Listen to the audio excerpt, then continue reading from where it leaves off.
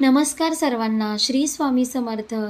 शनी 7:30चा कोणत्या राशींच्या व्यक्तीवर सर्वाधिक ताण असतो? काय काय अडचणी येतात जाणून घ्या.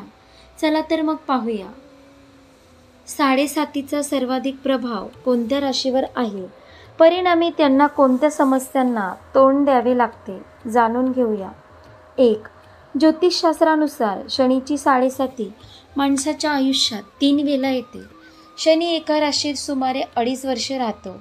अशा स्थितीत शनीला सर्व 12 राशींभोवती फिरायला 30 वर्ष लागतात. अशा प्रकारे माणसाच्या आयुष्यात शनीची 7:30 3 वेळा येते. दर 30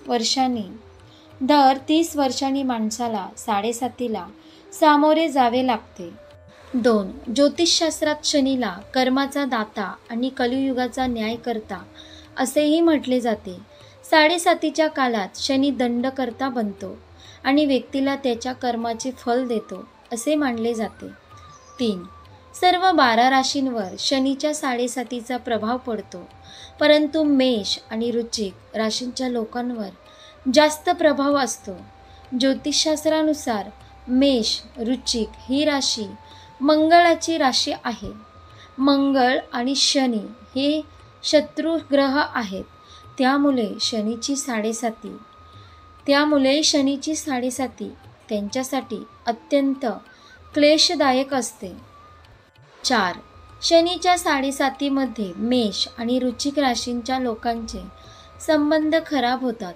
पैशाचे नुकसान, नातेसंबंध तुटणे, मारहाण, अंमली पदार्थाचे व्यसन इत्यादी अनेक समस्यांमधून जावे लागते. 5. शनिदेवाला आध्यात्मिक साधना आवडते.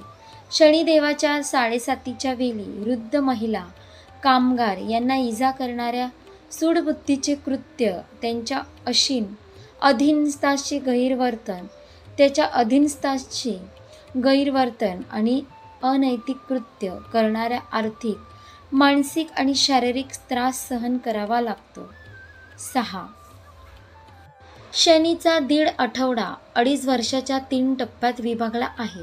शनीच्या 1.5 आठवड्याच्या पहिल्या चरणात व्यक्तीला आर्थिक समस्यांचा सामना करावा लागतो. दुसऱ्या चरणात काम आणि कौटुंबिक जीवनावर परिणाम होतो आणि तिसऱ्या चरणात आरोग्यावर परिणाम होतो. अशा प्रकारे आपण पाहिलं शनी 7:30चा कोणत्या राशींच्या व्यक्तीवर सर्वाधिक ताण असतो, काय काय अडचणी येतात या राशींना, हे देखील आपण पाहिलं. आशा करते तुम्हाला ही व्हिडिओ नक्की आवडली असेल तर लाईक करा, शेअर करा आणि आपल्या योगेश्वर कृपा या चॅनलला सबस्क्राईब करा. भेटू एका पुढच्या नवीन व्हिडिओमध्ये. धन्यवाद. श्री स्वामी समर्थ. जय जय स्वामी समर्थ.